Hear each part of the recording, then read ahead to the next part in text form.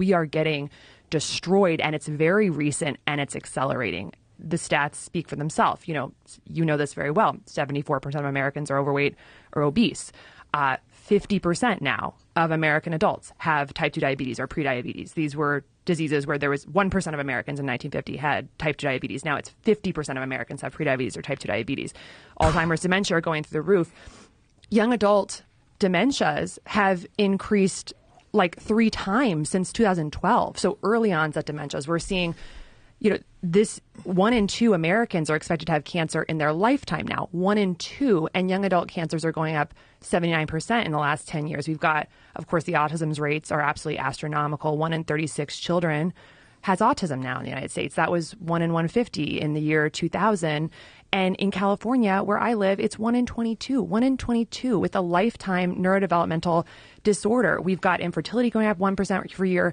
25% of men now under 40 have erectile dysfunction. A quarter of the country. This is fundamentally a metabolic disease. We've got 77% of young Americans can't serve in the military because of obesity or drug abuse. We've got autoimmune diseases. Some studies are saying they're going up 13% per year. It's really unbelievable. And I could go through so many more diseases. Of course, we've got heart disease, which is almost totally preventable as the leading cause of death in the United States, killing around 800,000 people per year. And I think as I kind of just looked around, and again, these are just statistics, I started trying to put the pieces together.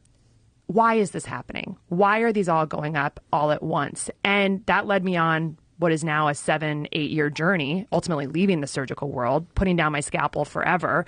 Because what I realized is that when you go to the science with a root cause perspective, you go back to PubMed with a slightly different perspective, not how do I treat these diseases once they emerge, but why are they happening?